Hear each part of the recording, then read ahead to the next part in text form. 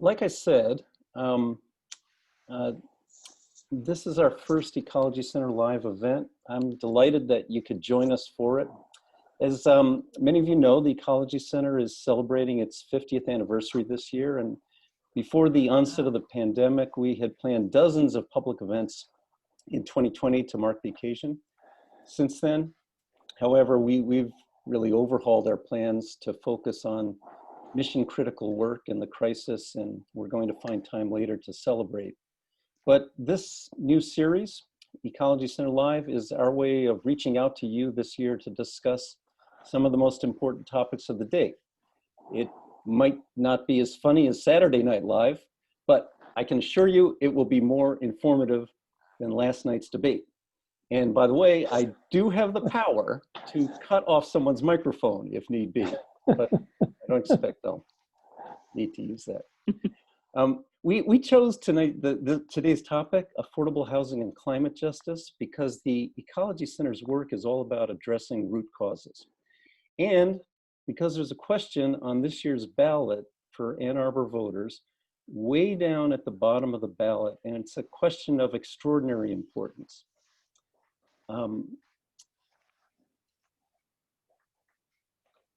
There we go.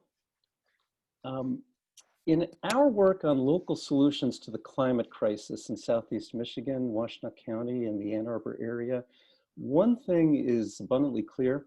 There is an overwhelming connection between the region's carbon emissions and its history of housing segregation, racial and economic justice, and land use development. Transportation is the #1 source of carbon emissions in the country, and the primary reason that area residents use transportation is to get to and from work. Now, we don't have statistics yet, but we believe that's still the case during the pandemic. And as Ann Arbor has grown as a major regional job center, huge numbers of people who work here are simply priced out of the real estate market. If we don't address housing affordability in this community, we're not going to be able to meet the city's A20 carbon neutrality goals. We're going to struggle to make an impact on carbon emissions, period. Fortunately, there's a proposal on your ballot this fall to address that problem, and we've got a team of speakers here to explain what it's about. Let's go to the next slide. We're lucky, there we go. We're lucky to be joined by Amanda Carlisle and Chuck Warpahosky this afternoon, and they've brought a couple of special guests with them. Let me introduce Amanda and Chuck, and they'll introduce their guests. Amanda Carlisle is the Executive Director of the Washtenaw Housing Alliance, a coalition of about 25 community-based organizations that serve people experiencing homelessness or those at risk of homelessness in Washtenaw County. Prior to joining the Housing Alliance, Amanda served as the Program Coordinator for the Homeless Action Network of Detroit and Director of Projects for the Chicago Alliance to End Homelessness, which is now called All Chicago. In addition to her professional work, Amanda also volunteers as a member of the City of Ann Arbor's Housing and Human Services Advisory Board and as a board member for the Religious Action for Affordable Housing. Chuck Warpahosky, many of you know, is the founder and chief change strategist of ChangeWorks, a consulting firm that works with businesses and organizations on diversity, equity, and inclusion. Chuck served for 16 years as the director of the Interfaith Council for Peace and Justice in Ann Arbor, and for 6 years as an elected Ann Arbor City Council person. And we miss you in that role, Chuck. Chuck has successfully led campaigns and worked with the Ecology Center on campaigns to expand public transit as well as others to increase affordable housing funding and improve police accountability. So let me remind you all at home, if you have questions as folks are speaking, that you can post those questions in the Q&A. And now let me hand this over to Amanda and Chuck. Excellent. Thank you so much for that great introduction, Mike. And as we get our slides up on here, for those of you who, some of you longtime Ecology Center followers might find the name of this campaign rhymes a little bit with something in the past. We are Partners for Affordable Housing, and as Mike mentioned, I had been part of the Partners for Transit team, and the Ecology Center played a huge, huge leadership role. And so I'm still misidentifying our campaign when I'm trying to say, it was Partners for Transit. No, this time it's Partners for Affordable Housing. And we are so grateful to have the Ecology Center's leadership and help moving this forward. Next slide. Just to give you a sense of who we are a group of committed citizens and organizations from the Ann Arbor community who are committed to addressing this pressing issue of affordable housing in Ann Arbor. And the tool we're using to do that is this affordable housing millage to help the city achieve its affordable housing goals. Next. Just to give you a sense of what's lined up for today, we're going to start in a moment with a human story to help anchor us in why this is important. Then we'll spend a little bit of time covering the housing issue overall, why it's a key issue facing the city, why the millage is the right tool to address it, and why the time to address it is now. After we cover that issue overview, we'll spend a little bit of time talking about the specific campaign to pass Proposal C in the general election this year. We'll be taking your questions throughout in the chat, weaving in answers to those as best we're able as we're doing our presentation. And then our goal is to have plenty of time for a Q&A at the end. So please, as questions or comments or feedback comes up, put that in the chat and we will be sure to address it. Amanda. Yeah, so thank you everybody for being here tonight and listening to our presentation. I am very pleased to introduce you to Linda Rama. She's on the screen here, sharing her story back in 2017 at the Lansing State Capitol in Lansing, Michigan. And she's a great speaker and wanted to share her story. I have served with her on the Washtenaw County Continuum of Care Board, which oversees policy and funding decisions for Washtenaw County's homelessness system of care. And I'm very pleased to turn it over now to Linda to share her story. Thank you, Amanda. Hi, I'm Linda, and I've been able to call Ann Arbor my community for over 25 years. My landlord has been the nonprofit organization Avalon Housing. They have many properties and offer affordable housing and supports to keep people like myself housed. On the November 2020 ballot, there's the proposal to bring necessary monies to afford the growing need for more housing with affordability and supports. Literally coming into life as a teenager with no belongings, supports, direction, my dysfunctional family left me to fend for myself. It was many years of more unpredictability, chaos, negative influences that inflicted too much trauma. When I finally accepted the key to my own apartment within Avalon Housing's supportive environment, it shed a light of hope. This sliver of light became brighter as the years passed. Now, I work full-time supporting others. I give back to our community in all different kinds of capacities, not taking all that help for granted. I also advocate for the affordable and supported housing for others in need. There are many people that not only can benefit from a safe place to live, but get the supports that engage, encourage, and allow one to permanently be housed as they choose. I ask that you vote yes for the affordable housing millage on November's ballot. Thank you. Thank you so much, Linda. That was very inspirational and really grounds us in the why we are here tonight, to give other folks opportunity to have housing, secure housing, like you mentioned. Thank you so much. So, that's really, where we start. Every Linda success story, there are countless folks who are excluded from Ann Arbor. Home health care providers who have to commute an hour or more each way, essential workers who may have grown up here in Ann Arbor but who can't afford to live here in their hometown, who have been pushed out because of prices. And in 2015, we learned that Ann Arbor is the 8th most economically segregated city in the country, not just the state of Michigan.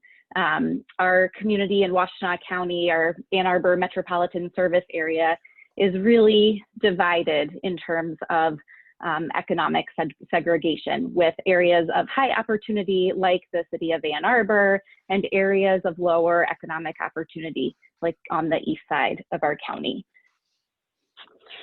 So they're really, we don't have enough affordable housing for essential workers. We don't have enough affordable housing for those who need it in our community. Like Linda mentioned, she actually works at Community Mental Health here in Ann Arbor. She is an essential worker and is unable, others like her are unable to afford housing here in Ann Arbor. She has been, benefited from being able to live in Avalon Housing, one of our great supportive housing providers here in Washtenaw County, but we just don't have enough of that to meet the needs of everyone in our community. This slide just shows you a little bit about who we're talking about serving with the Affordable Housing Millage Proposal C would fund. I won't go into too much detail because it gets a little bit overwhelming here, but on the left side, you'll see the areas of median income and folks and how those folks would qualify for housing. We're looking at serving folks between 0 and 60% of the area median income. And so you'll see here that area median income really changes based on the number of people in a household. That's what you'll see on the right-hand side. And we'll get into more detail about that in a little bit. So we really can't be the inclusive community that we say we are and continue to exclude so many people from housing. There's great need in our community that we'll demonstrate even more throughout this presentation. So this is really a top issue. Current conditions have also exacerbated the issue. We already were facing a housing crisis, and COVID has definitely shown us how much housing is healthcare in our community.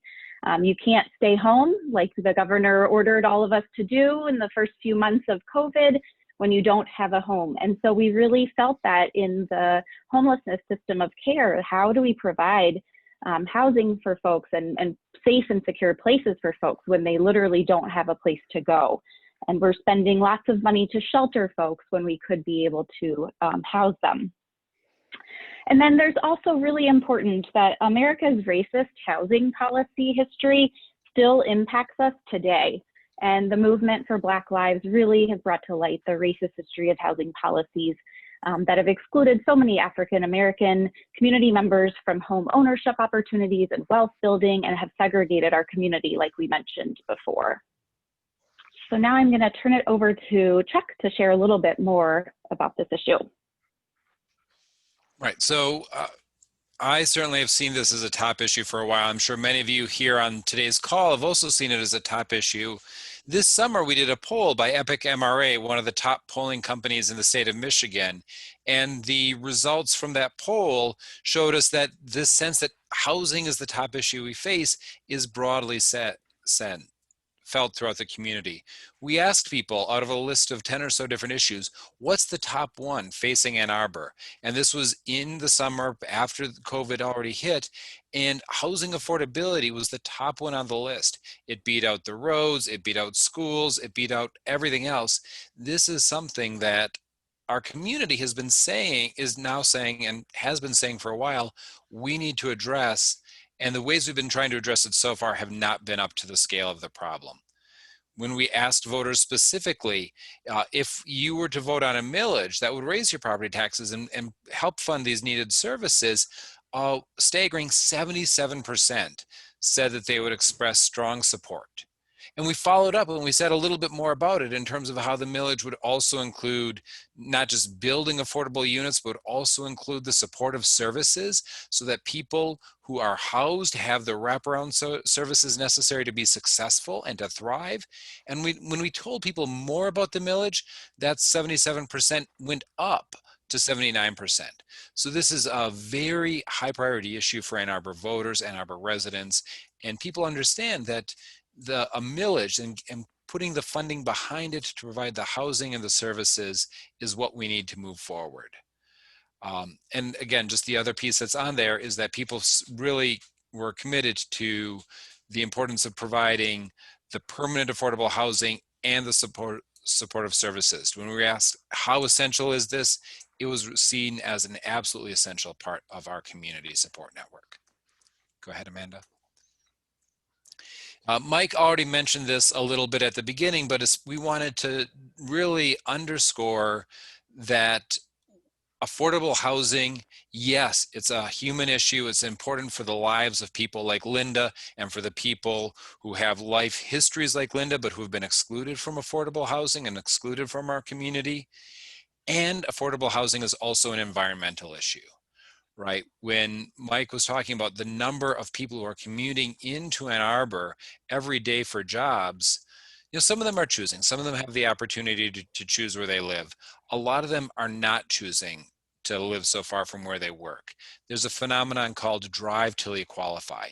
If you can't afford the high housing cost in Ann Arbor, you've got to get in your car and drive and drive and drive until you finally find a unit that has low enough rent or a mortgage that you can qualify for. What happens when you have drive till you qualify housing policy is you have tremendous carbon emissions. And that's why we're seeing these high emissions show up, as Mike indicated at the beginning. In addition to why the climate side of affordable housing is an environmental issue, the Ecology Center has done tremendous work looking at toxics as an environmental issue. And what we see as well is that often people who are not provided high quality, safe, affordable housing like would be provided through this millage, often people who are in low income situations, and often because of environmental racism, people of color, are put in situations where they have the highest exposure to toxins. That can be through external pollution, such as living downwind from the Marathon refinery in Detroit, or it can be because of indoor toxins from unsafe living conditions. Providing safe, affordable housing like we would do through this millage is very much in line with that toxics and trying to make sure that everybody has not just a roof over our head, but as many people pointed out in the chat when we asked, what does home mean to you? It's safety. And part of that safety is the internal environment safety that quality, affordable housing can provide. When we look at the economic sustainability for those people, housing and transportation are typically a household's two largest expenses. And when we're forcing people out of our community by not providing adequate affordable housing, they might be able to find a lower housing cost, but we're driving up that transportation cost for them. And so that's why, unless we find ways to break through this cycle, we run into the situation where low-income residents are often struggling to pay their utility bills. One of the elements that's in this proposal, we'll get into the specific nuts and bolts of it in a little bit, but there's the specific charter language that voters will be approving, and then there's an accompanying use resolution that the City Council passed. Within that use resolution, what City Council has committed themselves to is looking for opportunities to make sure that we're building in climate sensitive, high efficiency and opportunities for renewable energy generation into the affordable housing system. The city's already done this in some situations. So for example, the Miller Manor affordable housing units that the Housing Commission runs, they've got solar cells on the top of them. What this means, again, we've got the environmental benefit that's part of it, but it also means that by having that cogeneration, having those that energy efficiency built in, we're helping to reduce the utility costs for the residents and make sure that we're doubling down on affordability there. Next slide, please. So I just want to walk you briefly through the language that you will see if you're an Ann Arbor voter on the November ballot. It asks, shall the charter be amended to authorize a new tax of up to 1 mils for construction, maintenance, and acquisition of new affordable housing units? A mill is a tax of $1 per $1,000 of taxable value on a property. There's a lot of weird arcane laws that Michigan has for calculating taxable value. The thing that I want you to make sure you understand is taxable value is lower than the assessed value you might get from the city assessor, and your assessed value is lower in most cases than the market value. So it's not looking at what your home would fetch if you look on Zillow. It's really a much lower number for the average taxpayer. As I said, these monies would be able to use to build new units. They'd be able to make sure that we've got the capital maintenance funds so that they're staying high quality of housing with dignity. They also would give us the chance, if there's an opportunity to acquire already built housing units, if it's more economical to do that, we could use the millage funds for that too. So if, for example, we find a local landlord is facing challenges with COVID, they're trying to downsize their portfolio. If we've got the opportunity to bring new affordable units into the system, the cost for acquiring those pre-existing units could be lower than new construction. These millage dollars, we could stretch the millage dollars farther if opportunities like that come up. In addition to the, the next bit of that says that these units would be targeting individuals who are making 60% or less of the area median income. Amanda shared a little bit about what that means, and we'll talk a little bit more about who those specifically are in just a couple slides. In addition to the housing, the roof over your head, the millage also provides a portion of the monies to go to support services. Our goal is that these units would cover a range of incomes and family situations within that 0 to 60% range. And some of those would be for people who, in addition to a roof over their head, they need some wraparound services. Maybe there's a disability, maybe there's a mental illness. Providing some of those services through what's called permanent supportive housing so that they are able to not just be housed, but to really be stable and thrive. The next bit is that I didn't bother to highlight is a bit of legalese. Under state law, these are requirements. There are entities such as downtown development authorities and brownfield entities that under state law might capture some of the tax revenue. In the city of Ann Arbor, there is a cap on how much the downtown development authority can collect from tax revenue, and they are already at that cap. So the downtown development authority element of this is really a non-issue. Brownfield situations are a small portion of what happens in the city, and they're used when there is a polluted site generally, and the cost of cleaning up the pollution, and there's not somebody on the hook that we can require cleanup from, means that the pollution is just sitting there in the ground. When I was on city council, we usually saw this with dry cleaning solvents that were threatening the Huron River. So the brownfield is a chance to clean up those polluted sites and often also get some affordable units in there. So some people see that text and they get thrown off. They feel, wait, what? I thought this was going to affordable housing. The DDA and the brownfield are really non-issues. Just in the chat, I see should purchase of existing units be prioritized over new construction from an environmental perspective? When those opportunities present themselves, I would say yes, both from an environmental perspective and also from a cost perspective. As I mentioned, often the cost of construction is lower. The question that we'll be facing as we run this is just making sure that we have the opportunity to acquire those units. We don't want to sit and wait and hope that an appropriate site comes on the market and that we'll be able to outbid the private developers who may be seeking to get market rate returns on it. So having the funds with flexibility so that we can either build on city-owned sites or other sites that become available, or acquire from existing construction that becomes available, it gives us the best opportunity to take advantage of whatever opportunities to build these needed houses come forward. Next slide, Amanda. Thank you. All right. Oh, this is you, sorry. Okay. So after we get through that long word soup in legalese, what it comes down to is $1 million for taxes over 20 years.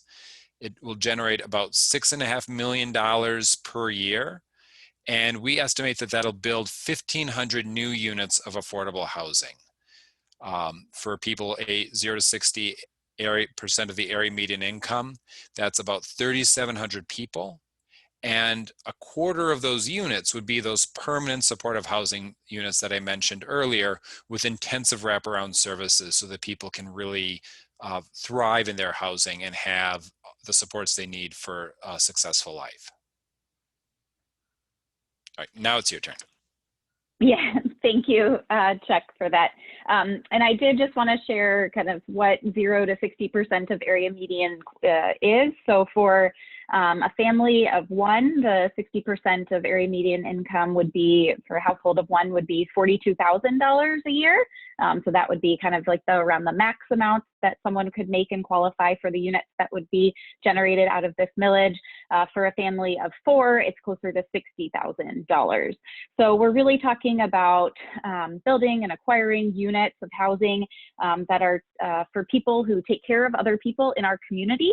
We're talking about home health aid workers, child care workers, teacher aides, paraprofessionals in the school system.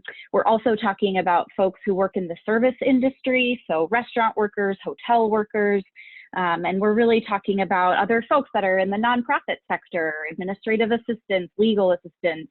So there are a lot of folks in a lot of different professions that are really just priced out of this community because of such the high median income that we have here and the low amount of affordable housing that we have available to folks. So I wanted to share a little bit for you about some of the relevant use guidelines. Chuck had mentioned before, there's the charter language that voters will be actually seeing on their ballots on the flip side, the second page of their ballot. But there's other guidelines that have been established by the Ann Arbor City Council. And I should mention, I don't think we've mentioned this yet, that the Ann Arbor City Council voted unanimously to put this ballot measure on the November ballot. So we're really thrilled with that. And then they also had these additional use guidelines. There's a lot of guidelines related to making sure this housing maintains a permanent affordability over time, that, you know, we are really prioritizing certain populations or looking at that as a priority, including the folks that are, you know, 0 to 60% of area median income. And then there's some other really relevant guidelines to folks who are in your community. So sustainability priorities, those include but are not limited to energy efficiency, green construction materials, products and techniques, commitment to net zero energy consumption. So as Chuck mentioned, some of our affordable housing projects have already been redeveloped in the last few years with some of these sustainability priorities in mind. And the hope is that using these use guidelines as sort of criteria for projects going forward, that sustainability priorities would be included. As Chuck mentioned before, some of this money will be used for supportive services. So up to 20% of the millage revenue can be used for supportive services. This is really for folks that need that extra support to maintain their housing. And we really see that for a lot of folks who might need mental health services, physical health services, financial help, certainly during COVID and after COVID. We'll see that the repercussions from the pandemic will last a long time. And so we know that folks may need help with building job skills, maintaining and updating their employment. They also will be able to be eligible for daily life skills, crisis management, conflict resolution, and youth programming.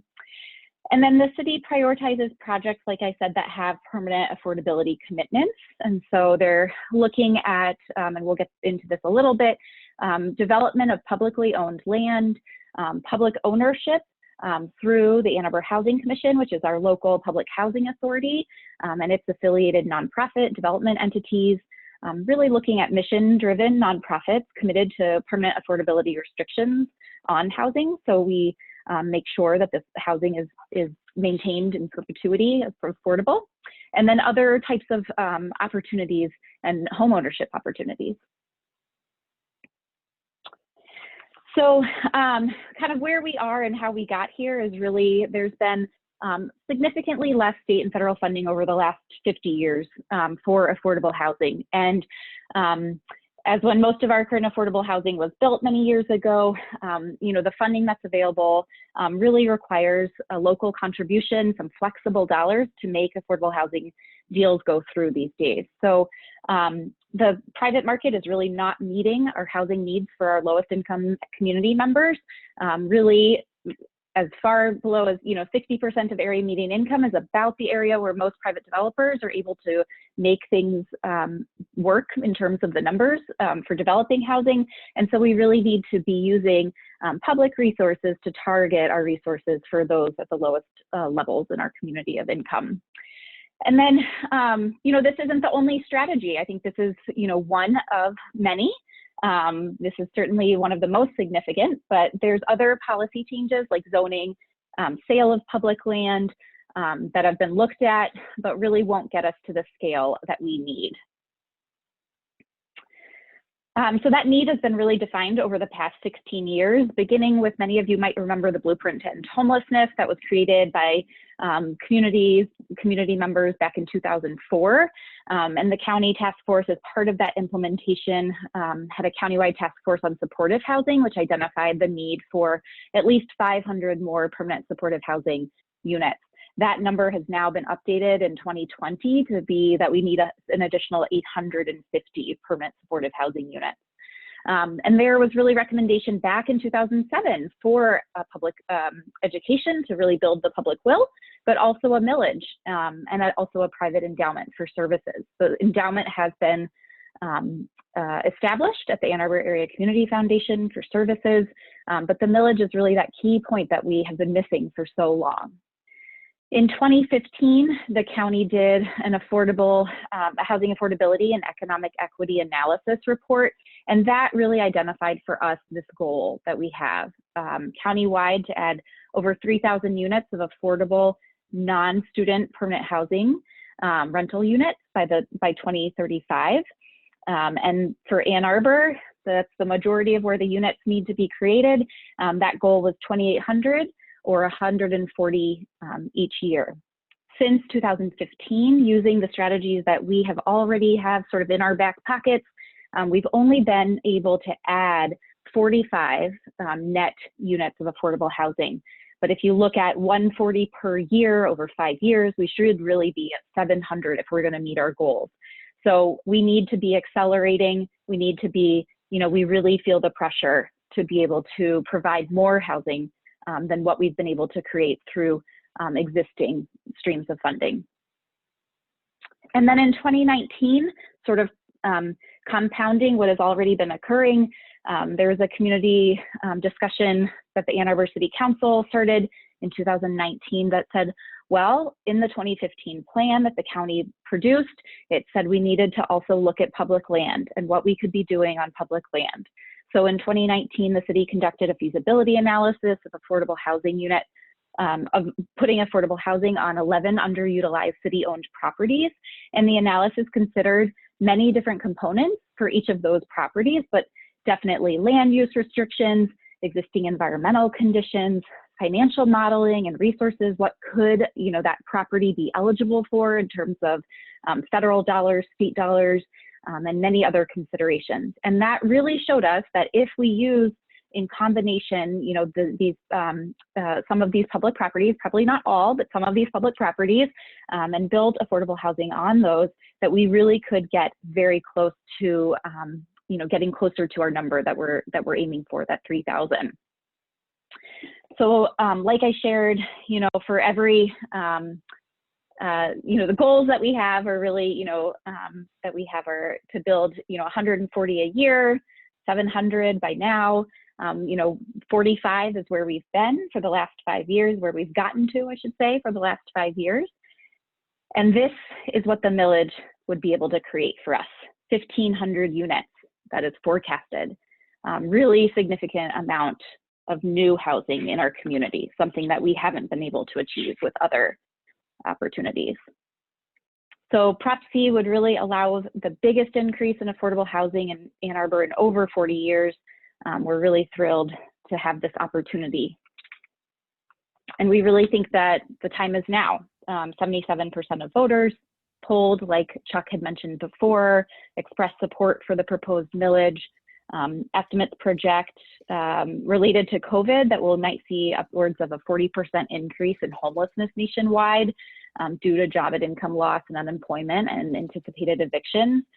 So we're really seeing that, we're feeling the pressure, that we've had an affordable housing crisis for many years, and COVID is only exacerbating that issue.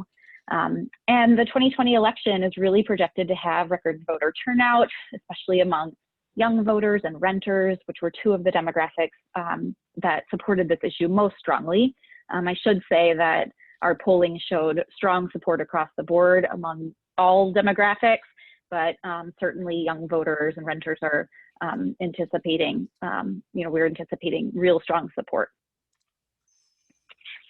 I'm gonna turn it over to Chuck. Okay, before I get into the campaign overview, there were just a couple of questions that came up in the chat that I want to make sure we can cover. So I will cover one that came from Catherine. So she pointed out I was a little bit unclear when I said that 25% of the units would be permanent supportive housing. She was asking, well, what about the other 75%? 100% of the units will be affordable housing, and the priority is for them to be permanent affordable housing. Some of you know that there's been market rate developers that are using incentives and tax incentives, and for a short period, they'll provide affordable housing, but then as soon as they can, they flip it out to market rate because that's where the money is.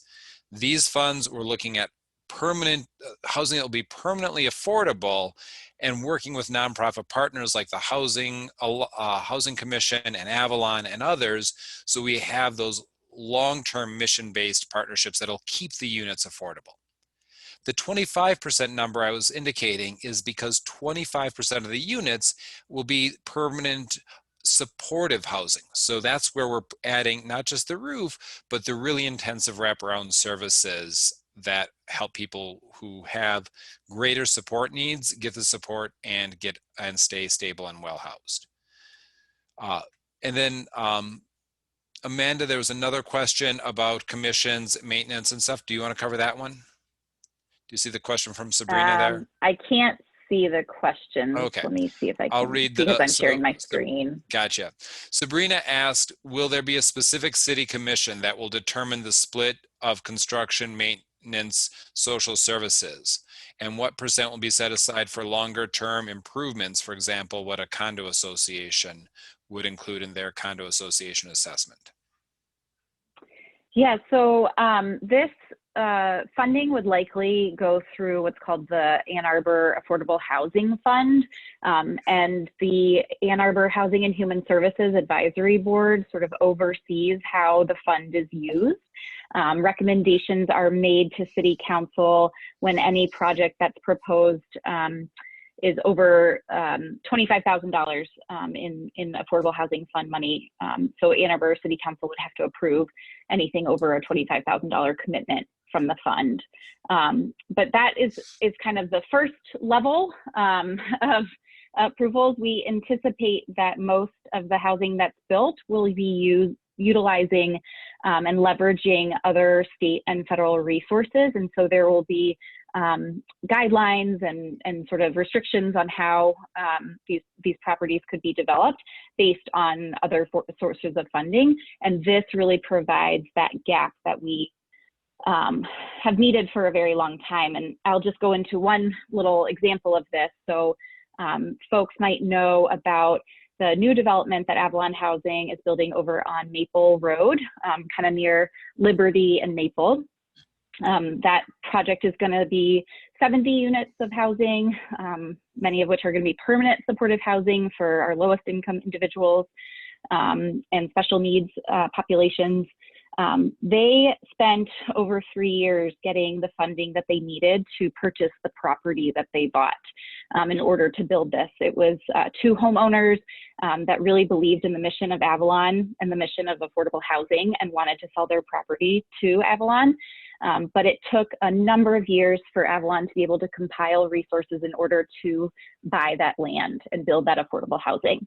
What this millage would do, in contrast, would really be able to, we would have those dollars available almost immediately to be able to purchase property or to be able to purchase land if needed, and not have, to find that willing buyer that's willing to wait 3 years to sell their property.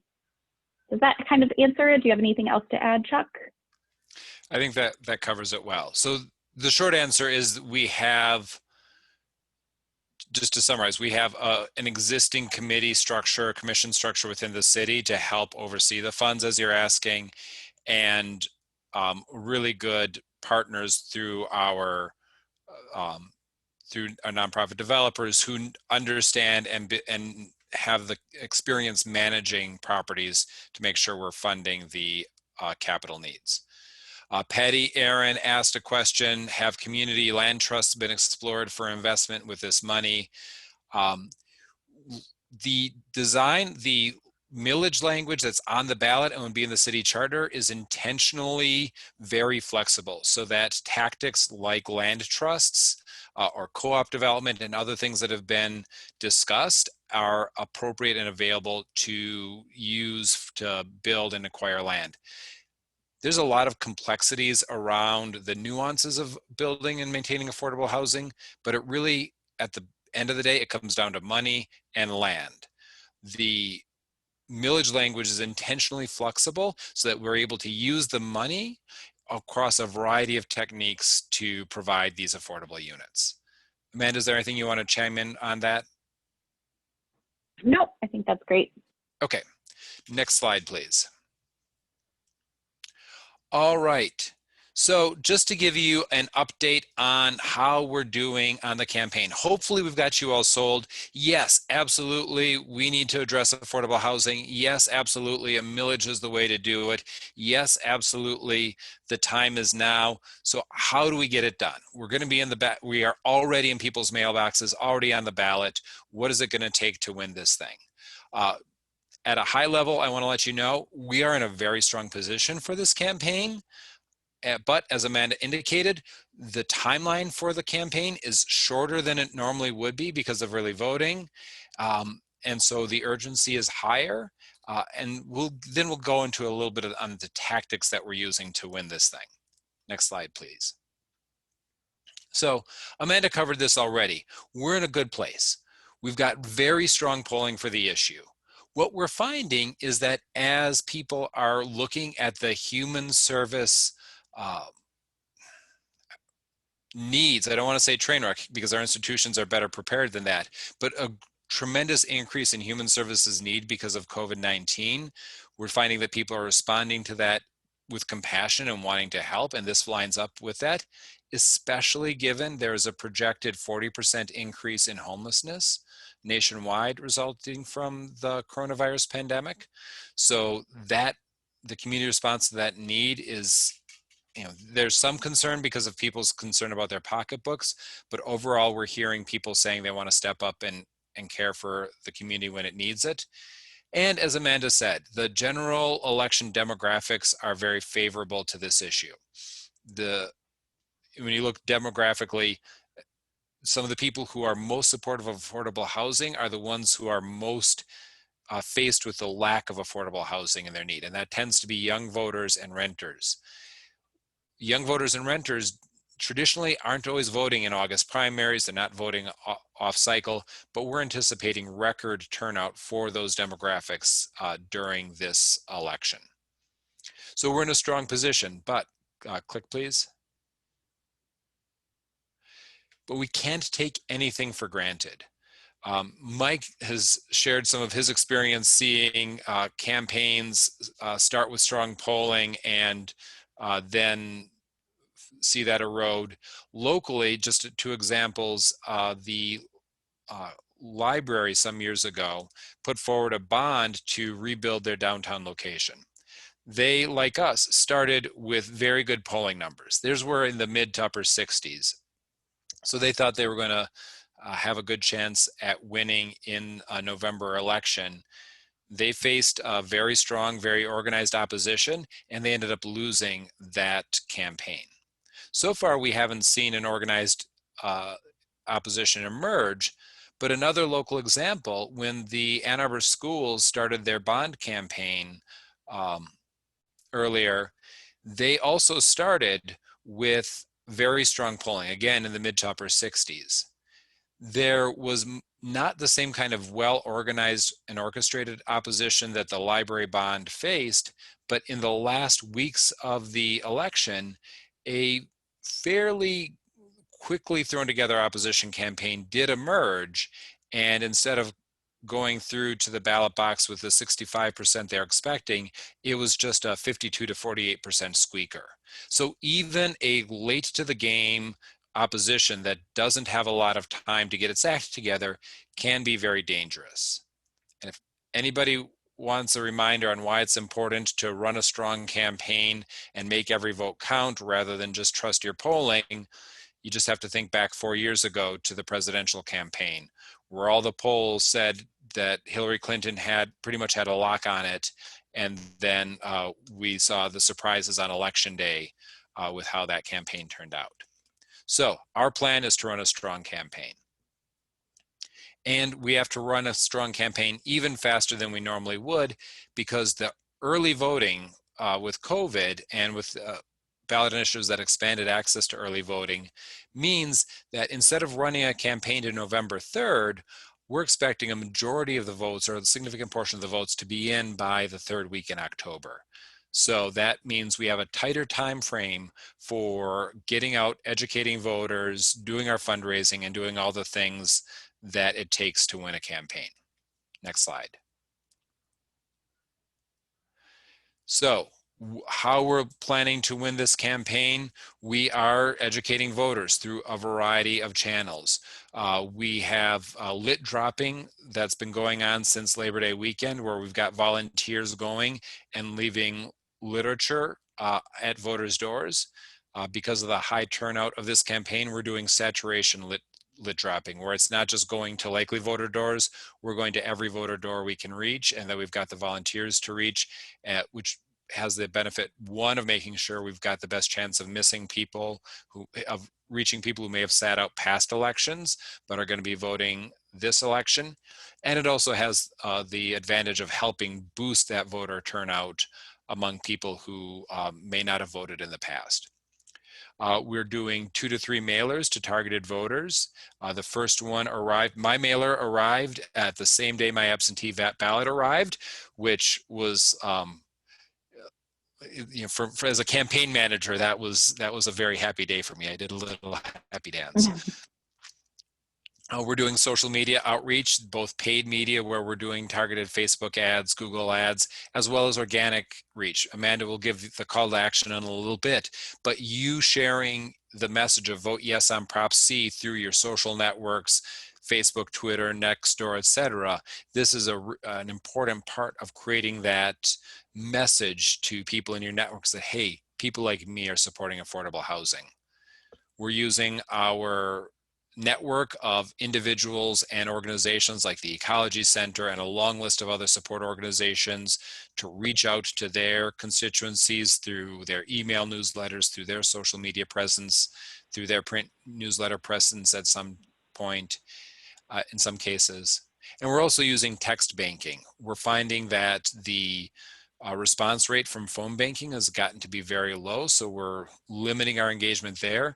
But text banking is a technology which has a very high return, a very high engagement rate, and especially for young voters who are often, and most people nowadays are screening their calls and won't answer from an unknown number, that dynamic is especially true from young voters who we want to reach out and try to get to the polls.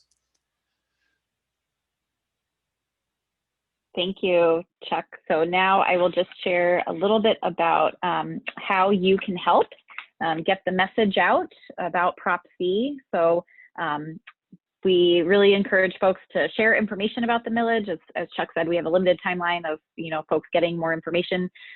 So our Facebook, Partners for Affordable Housing, has all of the information. Twitter is linked right there. We're also looking for folks to endorse, both individually and organizations, to become supporters. You might have seen just this week, we have the Chamber of Commerce that has supported and endorsed the campaign, but we also have a plethora of other organizations and community members who have endorsed the campaign, and we really feel that that's really important to continue to engage, and there's more information at partnersforaffordablehousing.org/supporters. Volunteering, so we could really use some additional hands on deck to help us. We have a lot of yard signs that we'd love to get in your yards. We have literature drops, as Chuck had mentioned. We also have the opportunity, if you'd like to participate in text banking. And then there's the opportunity to, if you can't kind of help with your time, perhaps with your treasures and donating to Partners for Affordable Housing. And then I think lastly, the most important is if you're in Ann Arbor, if it's on your ballot, flip that ballot over to the second page and please vote yes on the proposal. I think that's it for us. And I think I will turn it back over. I'll stop sharing my screen and turn it back over to Mike. Thank you, Amanda. Thank you, Chuck. That was terrific. Really grateful that you could join us for this first Ecology Center live event. If anybody has any additional questions or reactions to share, please put them in the chat. We've got just a couple of minutes left. If I could just take a minute and ask you to elaborate on one thing that you talked about. You spoke about how important land and money were to affordable housing, and that other policy changes won't get us to the scale of the need. Can you just say for a minute or two, can you speak a little bit more about why that is? Yeah, so I think certainly, land is one of the most costly things to do when you're building new housing, most costly things to afford when you're doing new housing. And so that's certainly one reason that we are energized by the city of Ann Arbor looking at their existing underutilized properties because land is so precious. We're really landlocked within our community to build more and do more. And so this is really an opportunity to kind of look at existing properties that might be underutilized in a new way, and in making development more affordable. If we were able to use public land for some of these developments, that immediately cuts out a significant cost to develop new property. And I'll just add, housing affordability covers a range of incomes, and even people who are making above 60% of the area median income are struggling to find and afford housing in Ann Arbor. There are policy tools that help address housing affordability for those middle income ranges that would, and the work that Ecology Center has been doing at looking at land use and some of these other questions is extremely important there. But when we get to people who are at that 60% and below range, market forces aren't going to solve that problem. We need to be able to provide the subsidy, and the millage is the best way we have to provide a stable long-term subsidy. And having a long-term millage like this also helps us leverage additional outside funding. But the short answer is housing affordability for a range of income levels is important across the board. And for these what under federal law would be considered low-income people, right? In Ann Arbor, given the high cost of land, given the high desirability of our community, the only way we can, you know, these are people who are already part of our community, right? They're already in our schools. They're already in our daycares changing our kids' diapers. They're already doing in our senior centers caring for our elders as our elders age. These are members of our community, but right now what we're saying to them is you're good enough to work here, but you're not good enough to live here. And the only way that we're going to break that exclusionary practice is to bring in the public dollars that are not going to solve, that are not going to do what the market's not going to do it. The only way we can include these members of our community and say we see you as part of our community and we fully embrace you and welcome you is through a public subsidy like this. Thank you, Chuck. That's a terrific way of expressing it, and I think we're gonna close on that note. Really appreciate your participation here and sharing all of your knowledge and wisdom and experience. Thank you to Linda Rema for joining us too with her story. Thank you for everybody who joined us today in this first Ecology Center live event. Our next event is going to be on October 14th. It's at 5:30. Same time, it's about reclaiming recycling and mission-based recycling. We'll be sending out, we'll be putting the registration link in the chat if you want to sign up for that right now. I also just wanted to add that we're grateful for all of you, for all of your support of the Ecology Center, and can't let you leave without offering you the opportunity to donate to support our mission and our work. And that's also in the chat right now. We'll be in touch. We'll be in touch over the coming days with updates on the campaign and encouragements about how to get involved in supporting affordable housing and this ballot proposal in particular. And we'll be this presentation. I want to say this presentation will be available. Will be available on the web too, starting tomorrow. Thank you again, everyone, for joining us, and we'll look forward to seeing you at the next Ecology Center Live.